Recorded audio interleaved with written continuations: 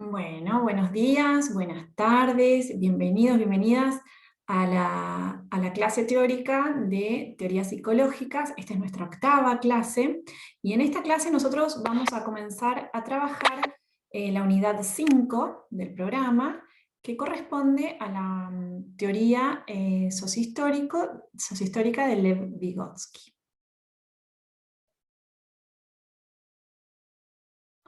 Bueno, nosotros tenemos nuestro programa que nos guía, ¿sí? Pero bueno, un poco a modo introductorio, me gustaría contarles que vamos a trabajar de esta teoría, como lo hemos hecho con las anteriores, el contexto sociohistórico en el que surge, que en esta teoría es un dato muy importante y ya van a ver por qué. Bueno, la propuesta que tienen sobre qué objeto de estudio debería tener la psicología, cómo estudiar, cómo generar conocimiento, es decir, la metodología que se propuso desde esta perspectiva, y algunos conceptos que son centrales, ¿sí?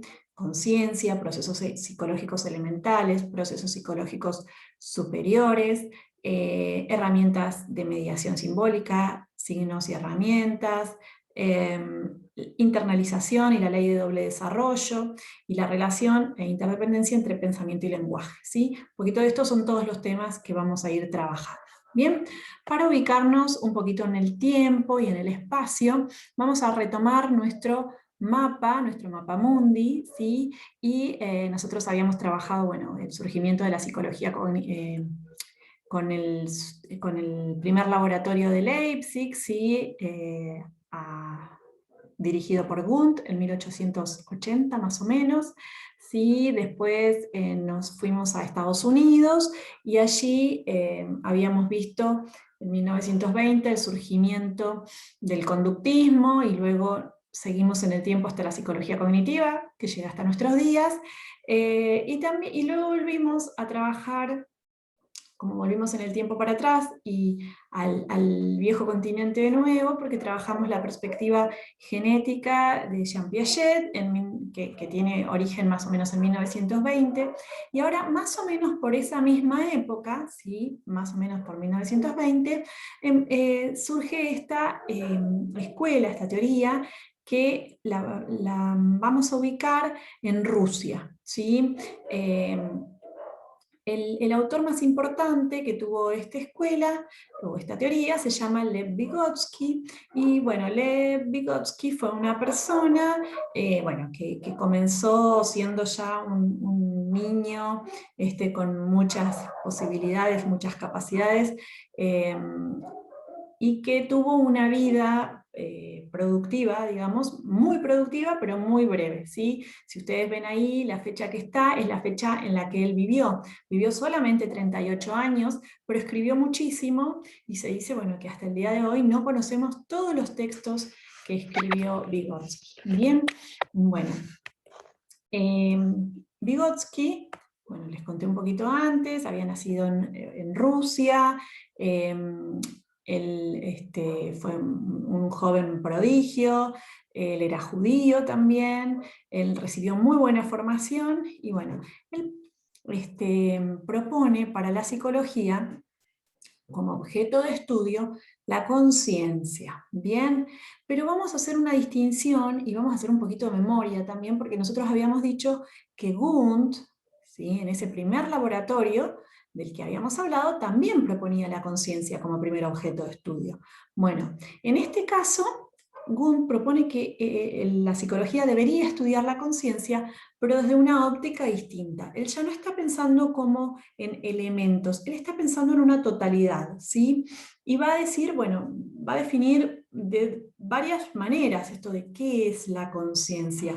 Bueno, en principio podemos decir que la conciencia es un sistema que organiza la conducta humana. Y fíjense acá la palabra sistema, que es muy distinto de pensar en elementos.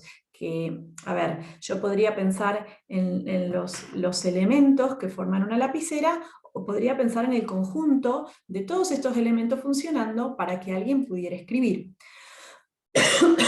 Entonces, en la propuesta de Vygotsky, la psicología debería estudiar esta función que nos permite a los seres humanos organizar nuestra propia conducta, ¿sí? Fíjense que acá la idea de conciencia se parece un poco más a la que usamos de cotidiano, ¿bien?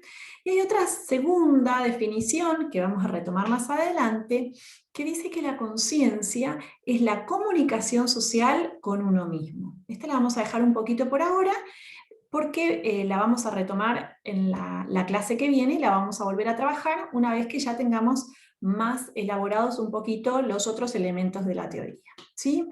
Respecto de este objeto de estudio, que es la conciencia, la perspectiva que toma Vygotsky es una perspectiva genética.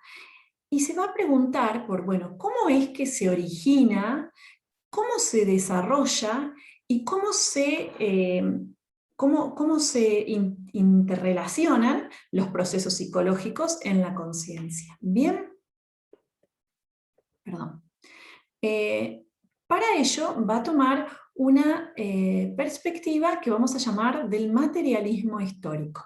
Esto no es algo, cuando decimos materialismo histórico no estamos haciendo referencia a algo que fuera un producto de Vygotsky, sino que estamos haciendo referencia a una filosofía y política que existía en Rusia en esa época, ¿sí? A ver, ¿qué ocurrió en Rusia? Bueno, hubo una revolución muy sangrienta en la que bueno, Rusia se replantea sus modos de gobierno y tratan y piensan en fundar una nueva sociedad, ¿sí? Es ahí que surge el materialismo histórico justamente con Marx y Engels, ¿sí? Y entonces, a ver, ¿a qué daría referencia esto? A ver, ¿cómo Vygotsky lo toma para tratar de pensar en la psicología?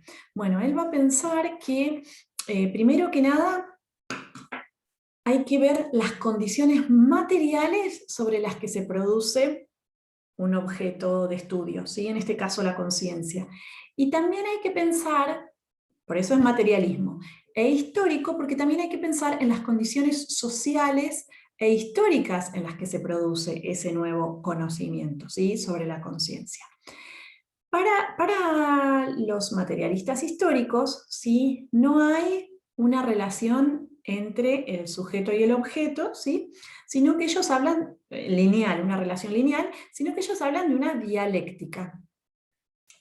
La relación dialéctica, ¿sí? Es una relación en la que no hay esa relación lineal, sino que entre lo material y lo histórico hay una mutua dependencia. Es decir, la conciencia como objeto de estudio, ¿sí? Va a emerger como producto de estas dos cuestiones, ¿sí? Las condiciones materiales y las condiciones también históricas y sociales en las que esa conciencia existe, ¿sí? Vamos a hacer un pequeño ejercicio y vamos a pensar o vamos a retomar aquello que nosotros habíamos visto como una perspectiva o una epistemología de tipo empirista. Bien, bueno, un empirista, si se preguntara o tuviera el problema, que es un poco lo que vimos en la unidad 1,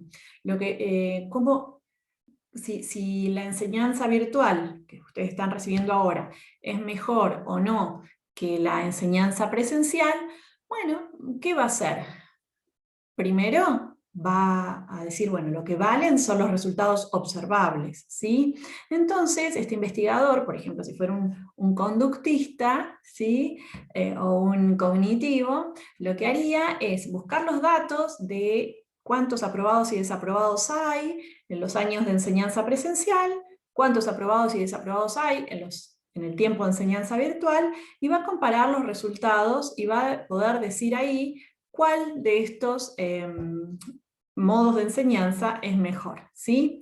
Sin embargo, alguien que tomara la perspectiva tal cual lo está pensando Vygotsky, ¿sí? Alguien que tratara de mirar desde el materialismo histórico, se hace la misma pregunta, pero lo piensa en otros términos y va a decir, bueno, a ver, primero que nada, hay que estudiar los procesos y las relaciones entre las condiciones materiales e históricas de este problema educativo. Bien, bueno, condiciones materiales de los estudiantes y de los docentes, si tienen acceso a internet, la disponibilidad horaria, las condiciones económicas, lugar donde trabajan, y luego las condiciones históricas de esos estudiantes y docentes, cómo son sus prácticas de enseñanza, cómo es el aprendizaje, cuáles son los motivos por los cuales se trabaja virtualmente, etcétera, etcétera. ¿Sí? Entonces ahí tenemos, con este ejemplo, dos investigadores que están mirando el mismo problema, pero desde dos modos distintos. ¿Sí? Entonces, uno miraría el resultado observable, bien, por ejemplo, un conductista, o un cognitivo, que trataría luego de pensar cómo habrá sido el aprendizaje, pero siempre partiendo del hecho observable, ¿sí? Y el materialista dialéctico, que estaría pensando, bueno, en las condiciones históricas y materiales de surgimiento de ese conocimiento. Bien, bueno, además de tomar esta perspectiva epistemológica, en esta teoría también se toma una perspectiva genética, y este es otro concepto que nosotros venimos trabajando cuando, por ejemplo, en la unidad 4 hablamos de la perspectiva que tomaba Piaget. Entonces, recordemos, ¿qué significaba genético? Bueno, genético no refiere a genes, refiere a génesis, ¿sí? Y esto tiene que ver con el origen y el desarrollo, ¿sí? Vamos a hacer un poquito de memoria, y nosotros en la en la unidad anterior vimos cómo Piaget se preocupaba cómo evolucionaba una persona, o las capacidades, la inteligencia de una persona a lo largo de su vida. Bien, bueno, en este caso, Vygotsky va a sumar, por un lado, otra evolución que le parece que es muy relevante, que tiene que ver con cómo evolucionaron los seres humanos a lo largo de la vida. Bien, a lo que habíamos visto antes, ¿sí? Cuando vemos una persona a lo largo de su propia vida, desde que es bebé hasta que es anciano, bueno, eso se llama ontogénesis. Y la otra, la evolución de la especie, se llama filogénesis. ¿Bien? Bueno, estas palabras a veces se nos confunden un poquito. Lo que podemos hacer es decir directamente si nos estamos refiriendo a la evolución del ser humano o de una sola persona. ¿Bien? Bueno, Vygotsky señalaba que era importante hablar en todos o estudiar en todos estos planos, en todos estos dominios, en el filogenético, en el ontogenético, el dominio histórico de cómo se desarrollaba la historia y la cultura, y por otro lado el dominio microgenético, que es si estudiáramos específicamente una función. Por ejemplo, bueno, ¿qué pasó con la escritura? ¿Sí? Y entonces la escritura, y estudiamos esa sola función psicológica. Bien, estos serían como 4 planos. Pero nosotros ahora en esta materia nos vamos a detener en el tercero, ¿sí? Nos vamos a ocupar del nivel ontogenético, ¿sí? De cuando una persona se desarrolla. ¿Bien? Entonces, ya dijimos que la psicología de Lev Vygotsky toma un supuesto epistemológico que es el materialismo dialéctico, toma una perspectiva genética, ¿sí?, para estudiar este objeto de estudio que es la conciencia. Vamos a ver primero cómo es que se origina la conciencia, cómo es que llegamos, ¿sí?, cada uno de nosotros a tener conciencia. Bueno, la conciencia se asienta en lo que el autor llama procesos psicológicos, ¿sí? Y ya vamos a ver que específicamente los que sostienen la conciencia son los procesos psicológicos superiores, ¿sí? Pero hablemos primero entonces de procesos psicológicos en general. Y acá quisiera que recordáramos algo que también trabajamos en la unidad 1, que tenía que ver con distinguir los procesos psicológicos de otro tipo de procesos que tienen las personas, ¿sí? Los procesos del hambre, de la sed, del frío, son procesos biológicos, no son procesos psicológicos. ¿Se acuerdan? Cuando nosotros decíamos procesos psicológicos, nos estábamos refiriendo a la memoria, a la atención, a la motivación, al aprendizaje, ¿bien? Todos esos eran las funciones cognitivas, ¿sí? o los procesos de los que se encargaba la psicología. En este caso, Lev Vygotsky va a decir que el origen de los procesos psicológicos en las personas tiene dos líneas, ¿sí? O surge de dos líneas. La primera es la línea de origen natural y la segunda es la que vamos a llamar de origen sociocultural.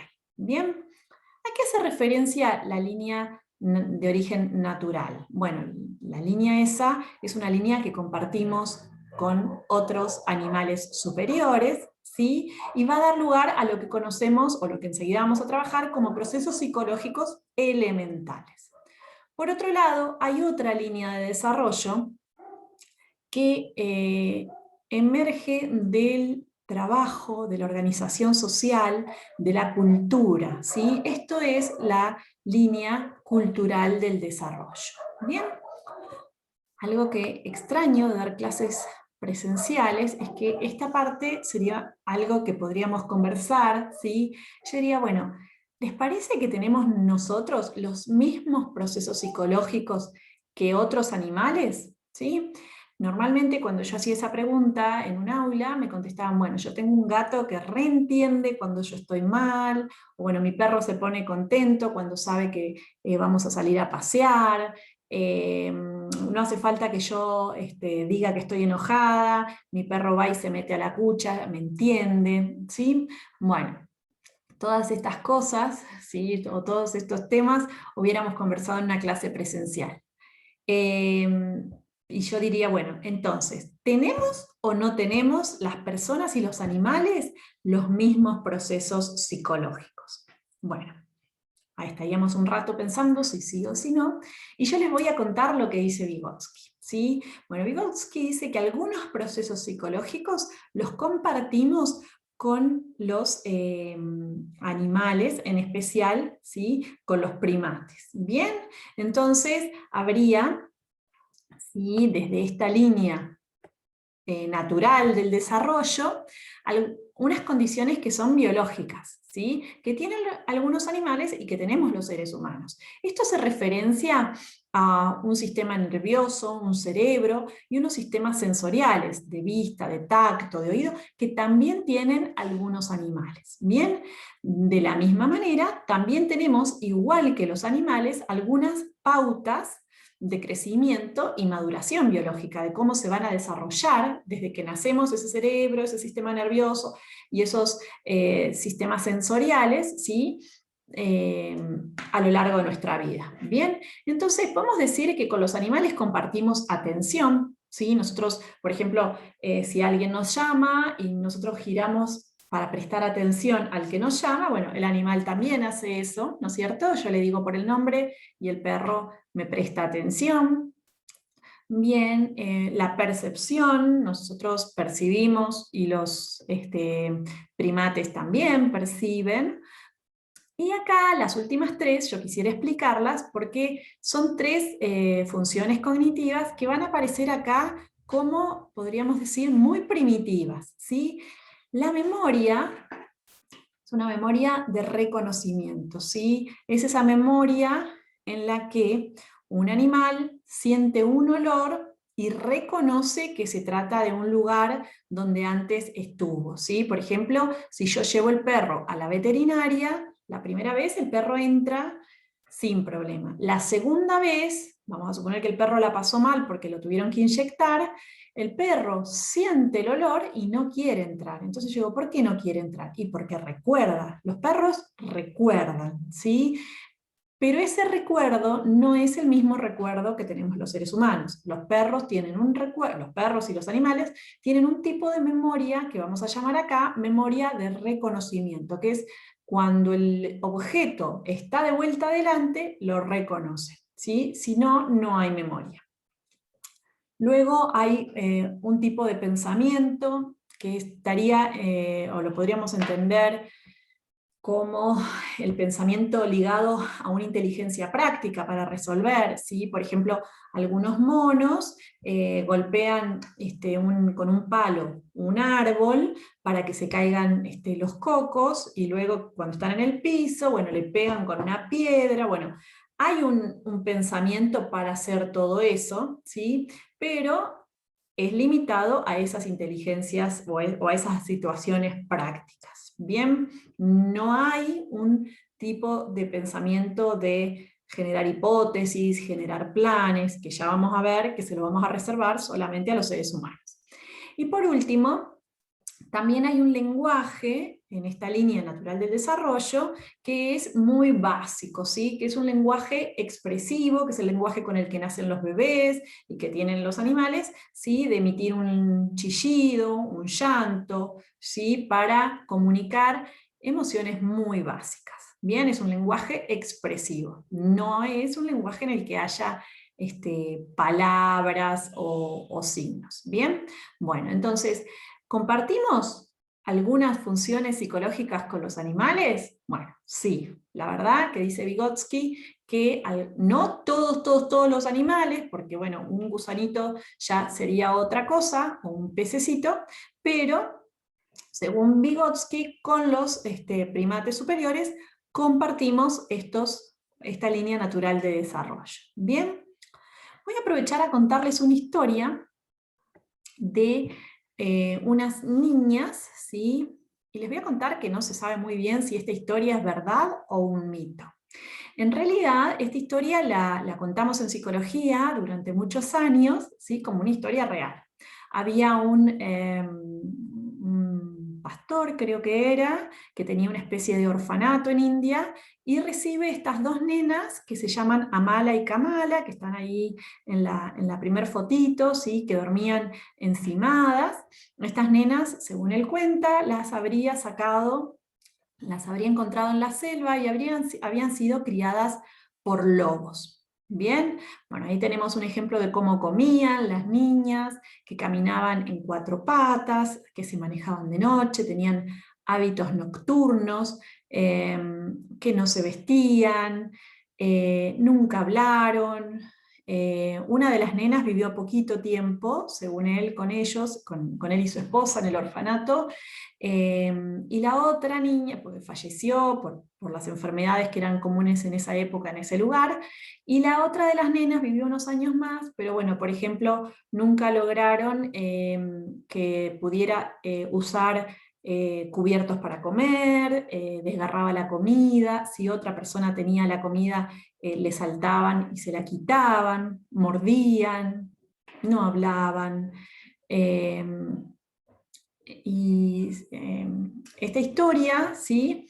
En realidad, recientemente fue repensada y lo que se dice es que, bueno, que probablemente la historia de que fueron criadas por lobos no es verdad, ¿sí? Que probablemente haya habido una especie de fraude en lo que dijo este hombre, pero bueno, a ver, ¿por qué contábamos esta historia en psicología? Porque bueno, esta historia ilustra un poco lo que pasaría si nosotros dejamos, ¿sí? Que solamente avance la línea natural de desarrollo. Bien, habría unos procesos psicológicos con los que nace una persona y continuarían esos procesos psicológicos porque no cambiaría, nada cambiaría si no hay cultura, ¿sí? Si no hay una sociedad que haga que esos procesos psicológicos elementales se conviertan en superiores.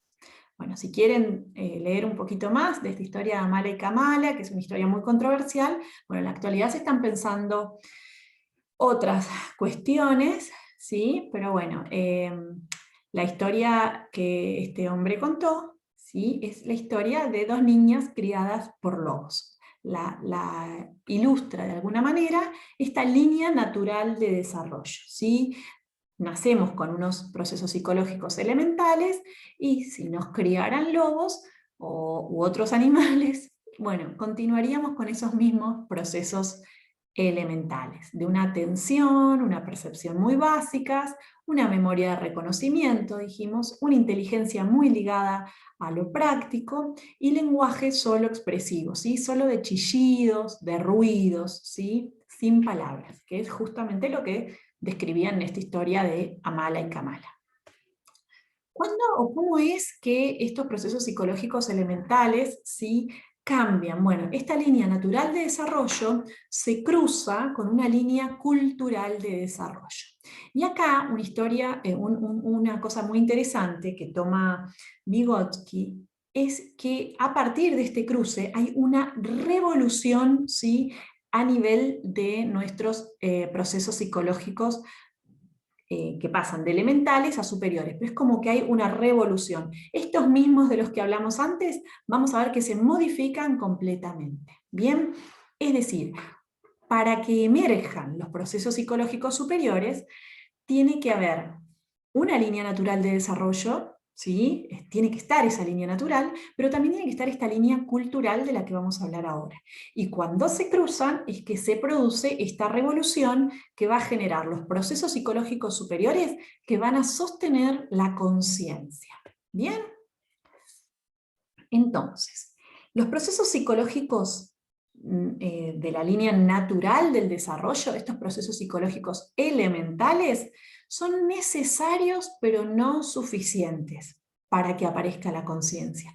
¿Qué quiere decir esto? Que tienen que estar, son necesarios. Bien, ahora, si quedaran solitos, como en la historia que no sabemos si es verdad, de Amala y Kamala, ¿sí? No se van a convertir solos en procesos psicológicos superiores, ¿sí? No va a emerger sola la conciencia a partir de los procesos psicológicos elementales. Por eso decimos, necesario, pero no suficiente, ¿sí? Tienen que estar, pero no alcanzan. ¿Qué es lo que tiene que pasar? Bueno, tiene que aparecer esta segunda línea de que es de origen cultural, social, dijimos, y que van a aportar los instrumentos de mediación. Y ahora vamos a trabajar también qué significa esto de instrumentos de mediación. ¿Bien? Cuando yo les presentaba, decía entonces que Lev Vygotsky tomó una perspectiva genética para hablar de este objeto de estudio, que es la conciencia, y se preocupaba por el origen, ¿sí? Y cuando hablamos del origen, hablamos de estas dos líneas que estuvimos trabajando recién, la línea natural y la línea cultural del desarrollo, y ahora vamos a hablar específicamente de, bueno, una vez que se originan, bueno, ¿cómo se desarrollan? Bien. En primer lugar, nosotros tendríamos que tener en claro, ¿sí? Que los seres humanos nacemos con procesos psicológicos elementales. Bien, desde que somos muy chiquititos, dice Vygotsky, que tenemos unos procesos psicológicos elementales. Bien, otras investigaciones dicen que ya desde la panza los bebés tienen procesos psicológicos, pero bueno, ese es otro tema, no vamos a hablar de eso ahora. Los procesos psicológicos elementales, dijimos entonces, que son procesos que compartimos con los animales y que siguen la línea natural del desarrollo. Tienen una función que está orientada a la supervivencia de la especie. Son procesos psicológicos, ¿sí? Que nos ayudan, y les ayudan a los animales también, ¿sí? A la supervivencia. Voy a poner un ejemplo. Si un animal, ¿sí? Una vez prueba una planta, ¿sí? Come una planta, la planta le causa un problema digestivo y después le duele la panza, el animal después, la próxima vez que se lo encuentre, va a recordar y va a reconocer la planta que le hizo mal. Entonces no la va a volver a comer, ¿sí? Por eso decimos están ligados a la supervivencia. Luego tenemos otras características, y es que no son conscientes, es decir, que nadie, ni los seres humanos, cuando se desencadenan los procesos psicológicos elementales, ¿sí? Como reconocer un objeto como peligroso. Bueno, no somos conscientes, ¿sí? Y tampoco es que se maneje ese proceso psicológico a voluntad, es decir, no hay conciencia. A mí me ponen algo que me parece que es peligroso, sí, yo lo reconozco como peligroso, pero yo no me puse a pensar, ay, voy a pensar que esto es peligroso porque no. Enseguida generamos un rechazo al objeto porque reconocemos que eso es peligroso. ¿Bien? Y nos sirve entonces para reaccionar de manera rápida frente a estímulos externos, ¿sí? Estos procesos psicológicos elementales, dijimos, están en los animales. Todo esto que estamos diciendo acá es válido para muchos animales, ¿sí? Animales superiores, primates superiores, y también es válido para los seres humanos desde que nacemos, y muchos de estos no los no los perdemos, ¿sí? Vamos a ver que en algún contexto se desencadenan igual. Lo que pasa es que estos procesos psicológicos en los seres humanos se van a, de alguna manera, enriquecer a partir de esta revolución cuando llegan los instrumentos de mediación. ¿Bien? Entonces, acá tenemos algunos ejemplos, ¿sí? Vamos a suponer que estoy en la bañadera, o este muchacho estaba en la bañadera, y le aparece un bicho de estos. Bueno, esta persona pega un salto, se saca el bicho, y se pusieron en juego un montón de mecanismos o de funciones cognitivas, ¿sí? Atención, percepción, pensamiento, esa memoria de reconocimiento, ¿sí? Entonces rápidamente lo voy a sacar, voy a pegar un grito, ¿bien? O miremos en el segundo caso, este niño que escucha un ruido fuerte, también lo mismo, un ruido fuerte nos obliga enseguida a prestarle atención, esto que decía antes, de que es involuntario, de que taparme los oídos es algo que me sale casi automático, ¿sí? Y quejarme o hacer un chillido de qué desagradable este sonido, bueno, es lenguaje expresivo. Bien, lo mismo, o de todos estos procesos psicológicos que estamos nombrando, tienen los bebitos cuando nacen, ¿sí? Ahí tenemos un bebé que habrá recibido algún estímulo, vamos a suponer que le están cambiando el pañal y que la toallita con la que le limpiaron la cola estaba fría. Bueno, reconoce el frío, ¿sí? Y pega el grito, ¿bien? Hay atención a ese estímulo, ¿sí? Percibe, el bebé percibe. Dijimos recuerda, pero recuerda en este sentido de reconocer ese estímulo, y ese llantito que pega es lo que llamamos lenguaje expresivo. ¿Bien? ¿Qué pasa? Luego, los seres humanos hemos desarrollado otros procesos o hemos encontrado una manera de revolucionar esos procesos psicológicos elementales y se han generado, ¿sí?, procesos específicamente humanos. Cuando decimos específicamente humanos, quiere decir que no los compartimos con los animales, ¿sí? Acá, estos de los que vamos a hablar ahora, no los tienen ni los perros, ni los gatos, por más que nosotros amemos a nuestras mascotas y pensemos que nuestro perro es el más inteligente del mundo. Bueno, esto de lo que vamos a hablar ahora no lo hacen los animales según Vygotsky. ¿Bien? Bueno, los seres humanos, por estar justamente conviviendo en sociedades que tienen reglas que nos obligan a comportarnos, a regularnos, a expresarnos, a entendernos. Bueno, hemos ido generando esta línea cultural de desarrollo. Bien, los procesos psicológicos superiores, ¿sí?, serían, por ejemplo, yo les había hablado antes de la memoria de reconocimiento como un proceso psicológico elemental, y voy a hablar ahora de la memoria de evocación, ¿sí? ¿Qué es la memoria de evocación? Cuando yo digo, bueno, me tengo que acordar alguna receta para hacer una torta para el Día del Padre, ¿sí? Bueno, entonces ahí estoy buscando en mi memoria, ahí estoy evocando un recuerdo, ¿sí? Eso no lo pueden hacer los animales, evocar un recuerdo. O yo le puedo decir a otra persona, che, ¿te acordás alguna buena odontóloga de niños? ¿Sí? Y a ver, voy a pensar en los odontólogos que conozco, a ver si conozco una buena odontóloga de niños. Le estoy haciendo a la otra persona evocar un recuerdo. Ese tipo de memoria, la memoria de evocación, no la tienen los animales, ¿sí? Entonces, a ver, para que quede claro, la memoria, ¿sí?, así como en general, bueno, hay la tenemos todos, pero hay un tipo de memoria que tienen los animales que cuando se cruza esta línea natural de desarrollo con la línea cultural y aparecen los instrumentos de mediación, se revoluciona y esa memoria ya tiene otras posibilidades. Puede reconocer igual que la anterior, pero va a evocar, cosa que no podía hacer si cualquier ser que tenga un una memoria solamente de reconocimiento. ¿Bien? Los procesos psicológicos superiores, a diferencia de los otros, o de manera complementaria, nos permiten autorregularnos a las personas, ¿sí?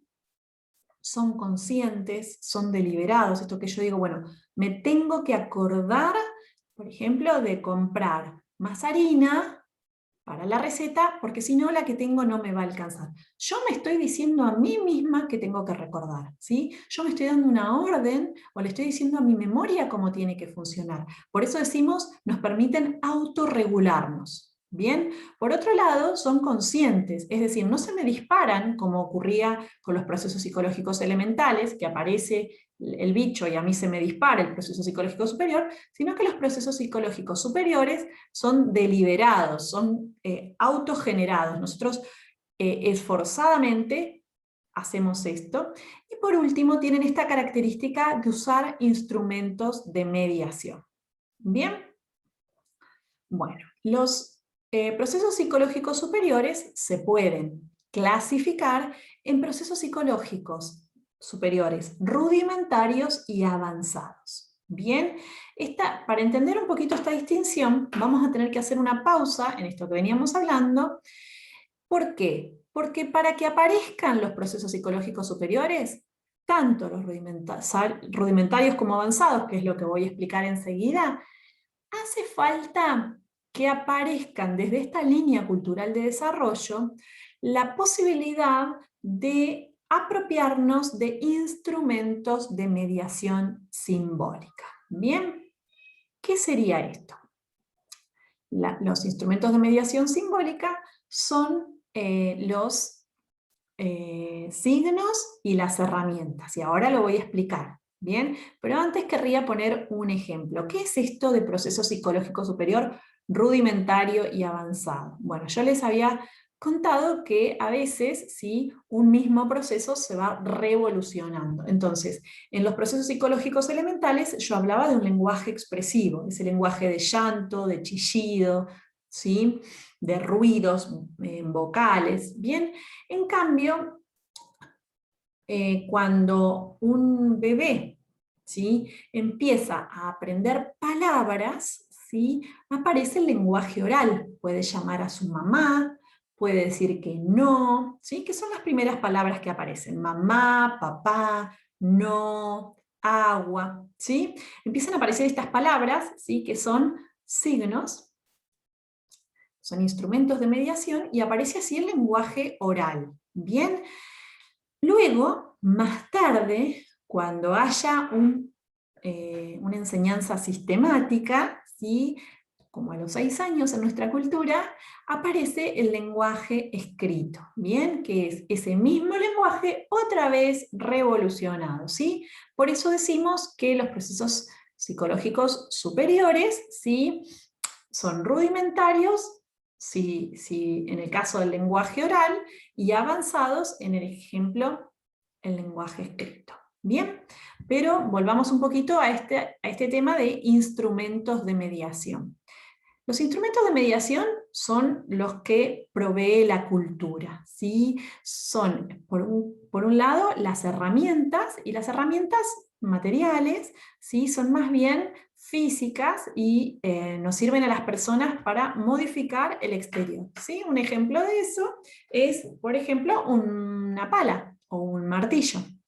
Son herramientas que ayudan a modificar el mundo externo. Bien, pero por otro lado, instrumentos de mediación, también tenemos los signos o símbolos, ¿sí? Que son los ejemplos que acabo de poner, las palabras, y enseguida vamos a ver otros ejemplos más, que van a hacer o van a permitir que la persona modifique su propio mundo interno, que modifiquen sus procesos psicológicos, y de esa manera emerja la conciencia, ¿sí? En el ejemplo que yo les decía más temprano, yo digo, bueno, me tengo que acordar de comprar más harina, ¿sí? Yo me estoy dando a mí misma una orden de cómo tiene que funcionar mi memoria, y lo estoy haciendo con lenguaje oral, ¿sí? Entonces, eso es un ejemplo de un signo, de un signo del lenguaje oral que está haciendo cambiar el modo en que funcionaría mi conciencia, ¿sí? Mis procesos psicológicos. Otro ejemplo es si yo misma me anoto en la agenda pasar por el súper a buscar harina, porque de esa manera, con el lenguaje escrito, también estoy haciendo o modificando mi propia conciencia. ¿Bien? Vamos a ver algunos ejemplos para que se entienda bien esta idea de instrumentos de mediación. Decimos herramientas, ¿sí? Es el sentido que decimos todos de herramientas, ¿sí? La tenaza, la pinza, las tijeras, los destornilladores, el taladro, la escalera, los clavos, bueno, todas estas herramientas sirven para modificar el mundo externo, ¿sí? Pero también los seres humanos hemos generado otras herramientas, bien, que nos sirven, por ejemplo, para trasladarnos. Y miren todos los ejemplos que tenemos acá, desde las carretas, los primeros barcos, canoas, los autos, hemos generado carreteras, aviones, incluso maquinarias específicas, bien, que sirven justamente para modificar el mundo externo.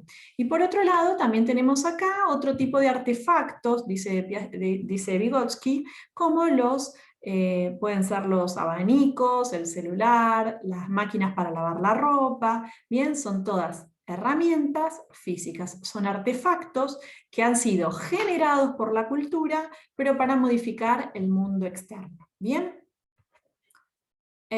Por otro lado, ¿sí? Los seres humanos también hemos generado instrumentos de mediación simbólicos, ¿bien? Acá nos referimos a los signos, ¿bien? Y entonces decíamos que los signos podían ser palabras orales, ¿sí? Que usamos para modificar nuestra propia conciencia, o pueden ser escritos, ¿bien? Miremos ahí en el ejemplo de orales, o pensemos ejemplos en los que nosotros nos vamos diciendo cosas a nosotros mismos. Por ejemplo, bueno, cuando llegue al centro, me tengo que acordar de pasar primero por el cajero, porque si no después, en la verdulería, no va a funcionar la tarjeta de débito, o no tienen tarjeta de débito. Tengo que encontrar, ¿sí?, un lugar para estacionar, entonces voy a ir más despacito por el centro, y entonces bajo el ritmo, ¿sí? Bueno, tengo que ser cuidadosa cuando cierre la cartera, para que no me quede la cartera abierta, porque tengo que acordarme que la otra vez me sacaron la billetera de la cartera. Bueno, de esta manera yo me voy diciendo cosas a mí mismo, o a veces nos decimos cosas entre nosotros, los seres humanos, ¿sí? Como por ejemplo, bueno, una docente le podría decir a un estudiante, bueno, anda tranquilo, no te olvides de leer bien las consignas, no te olvides de revisar antes de entregar. Bueno, fíjense que son todas formas de palabras, ¿sí?, que van haciendo modificar la conducta del otro. Bien, acá tenemos algunos ejemplos de escritura. Y acá tenemos una concepción bien amplia de instrumentos de mediación simbólicos, escritos. Normalmente se piensa en las letras, ¿sí? En las letras que forman palabras escritas, que están en los libros, en los textos. Pero bueno, acá tenemos otros ejemplos. Ya esos, acá abajo, al final, tienen un dibujito de una pintura rupestre donde se plasma una cacería, creo que es de un venado o algo así. Entonces, bueno, ya ahí hay unos signos que identifican al animal, hay signos que identifican a las personas, hay signos que identifican a las herramientas, ¿sí? Hay arcos y flechas, etc. ¿Bien? Entonces, desde ahí se supone que empezó la escritura. ¿Bien? Tenemos ejemplos de letras escritas en el español que hablamos nosotros, pero también pueden ser en otros idiomas, como pueden ser el chino, el árabe, el hebreo, etc. Tenemos también el ejemplo de todos los signos que nos sirven para el tránsito, bien, de par, prohibido estacionar, ¿sí? Los signos como por ejemplo el de prohibido fumar, y tenemos también ejemplos de notación específicos, como son los números, ¿sí?, y también la notación musical, escribir en partituras, ¿sí?, que no lo sabe hacer cualquiera. Por ejemplo, yo tendría que saber que este primer signo equivale a una clave de sol, ¿sí? Y que esta primera nota es una corchea que está indicando un sí, un determinado tiempo. Luego tengo acá dos corcheas más, una negra. Hay acá algo como una clave que no es de sol, esa no me la sé. Pero bueno, hay que saber leer una partitura, ¿sí? Hay signos específicos que explican distintas cosas. Bien, entonces volviendo un poquito para atrás, decíamos que los procesos psicológicos superiores aparecían cuando en la línea cultural de desarrollo se cruzaba con esta línea natural de desarrollo. Se producía como una revolución y estos procesos psicológicos elementales, digamos, se modificaban, se revolucionaban y daban lugar a los procesos psicológicos superiores.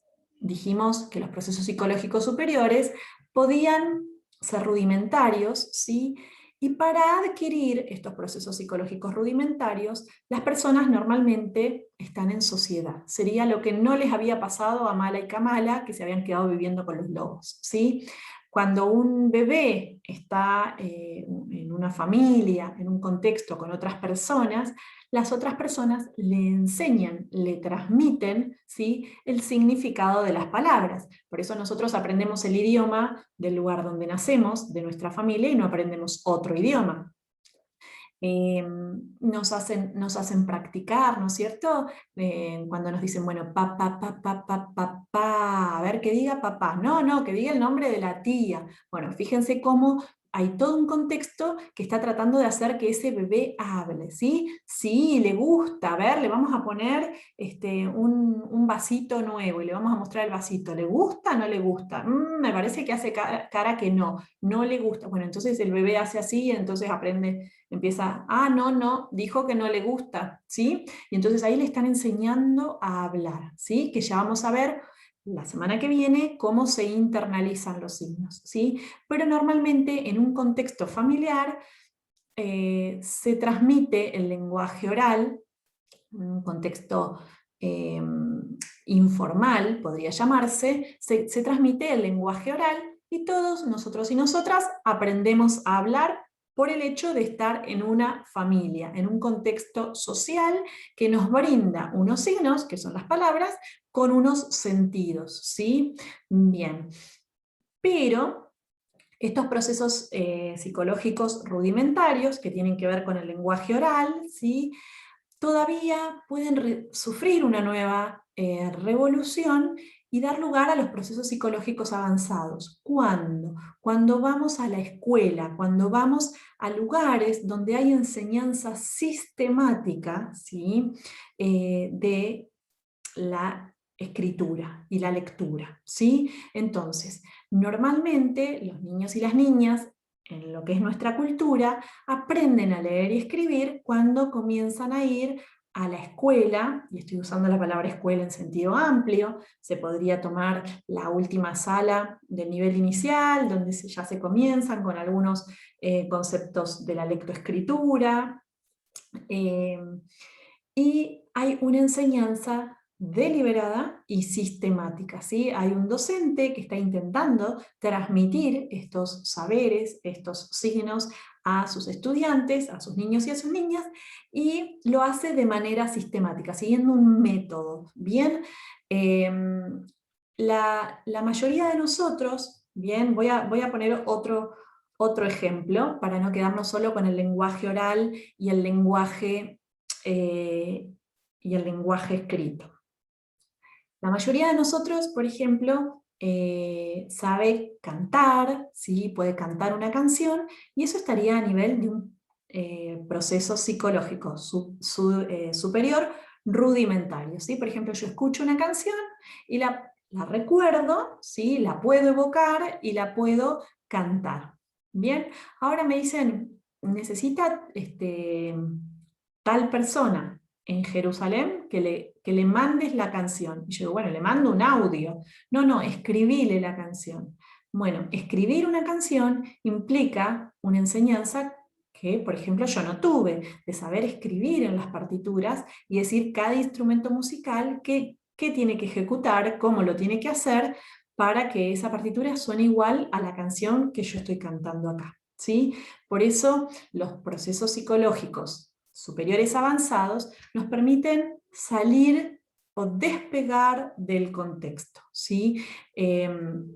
Siempre que se puede escribir, voy a dejar el ejemplo de la partitura, pero podría ser también una idea, una teoría. Bien, se puede escribir, ¿sí? Y eso puede viajar en los lugares geográficos, también puede quedar en el tiempo, ¿sí? Entonces, bueno, nosotros encontramos una partitura que fue de Mozart, nosotros podemos dejar un escrito para que sea leído de acá a 20 años, ¿bien? Entonces, los procesos psicológicos superiores avanzados nos permiten descontextualizarnos, es decir, separarnos del contexto en el que ese proceso psicológico se originó. ¿Sí? Esto quiero que lo piensen como algo que ningún animal puede hacer. Ningún animal puede dejar una carta para el futuro, ningún animal se puede comunicar con su primo que vive en otra ciudad, ¿sí? Mandando una especie de mensaje, ¿sí? Bueno, los procesos psicológicos superiores, tanto los rudimentarios como los avanzados, no los pueden hacer los animales, ¿sí? No los compartimos. Bien, entonces, bueno, vamos a ir cerrando y haciendo una síntesis de todas estas cuestiones que hemos trabajado, y habíamos hablado de que para que se origine la conciencia, para que emerja, tiene que haber, ¿sí?, un cruce de una línea natural de desarrollo, tienen que estar, es necesaria una línea natural en la cual un ser, que puede ser un animal o una persona, ¿sí?, tenga un sistema cognitivo, un cerebro, un sistema de percepción de los sentidos, ¿sí?, y un crecimiento y maduración, ¿bien? Esa línea natural se cruza con una línea cultural. La línea cultural no la tiene ningún animal, es específicamente humana, tiene que ver con nuestra historia de haber vivido en sociedades que tienen reglas, que tienen modos de organización, ¿sí?, en la que hace falta trabajar para sobrevivir, para la subsistencia. Bien, y entonces en este entrecruzamiento entre la línea natural de desarrollo, ¿sí?, que daba lugar a los procesos psicológicos elementales, y la línea cultural de desarrollo, que da lugar a los procesos psicológicos superiores, es que emerge la conciencia, esta posibilidad de ser conscientes, ¿sí?, de autorregular nuestro comportamiento, ¿sí?, de decir algo que hacemos los seres humanos, que decimos, bueno, a ver, yo tengo hambre, pero tal vez hay otra persona que le está pasando peor, entonces yo voy a esperar, ¿sí?, y no voy a ir a arrebatar la comida. Bien, entonces regulo mi propio comportamiento. Bien, regulo mis propios pensamientos, ¿sí? Yo puedo decir, bueno, yo quisiera que me atiendan ahora en el médico, porque a mí me duele, pero yo estoy en una guardia, y tal vez hay otras personas que la están pasando peor. Entonces yo voy a esperar a que me llamen, ¿sí? Y entonces me digo a mí misma, bueno, calmate, tranquila, esperá,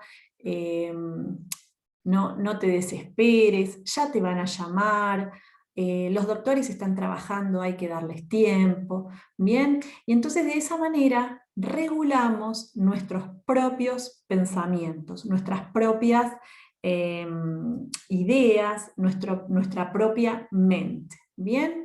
Estos procesos psicológicos superiores dijimos que de ninguna manera los pueden desarrollar los animales, ¿sí?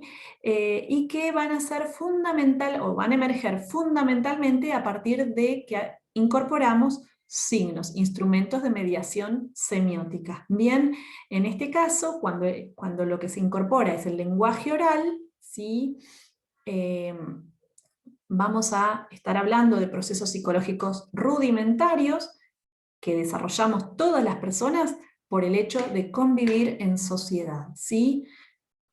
y los procesos psicológicos superiores avanzados, ¿qué ocurre cuando las personas vamos, ¿sí?, a lugares donde recibimos una enseñanza sistemática, bien, por ejemplo, de la lengua escrita, de la matemática, de la música, bien, y entonces de esa manera desarrollamos todos estos saberes, ¿sí?, de poder dejarnos a nosotros una notita, de poder sacar cuentas, ¿sí?, porque si yo no tengo lenguaje matemático para escribir los números, bueno, tengo que escribir, o tengo que contar, ¿sí?, ovejita, ovejita, ovejita, ¿sí?, y cuando se me agota mis posibilidades de pensar, bueno, se me acaba la posibilidad de operar sobre esos números, ¿bien?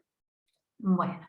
Por último, acá les dejo los ejercicios, ¿sí?, para la clase de intercambio, ¿sí? Vamos a distinguir en qué casos hay signos y en cuáles herramientas, bien, que es un ejercicio parecido al que tienen que hacer en el práctico, y tenemos algunos verdadero o falso para volver sobre aspectos que hayamos trabajado hoy de la teoría, ¿sí?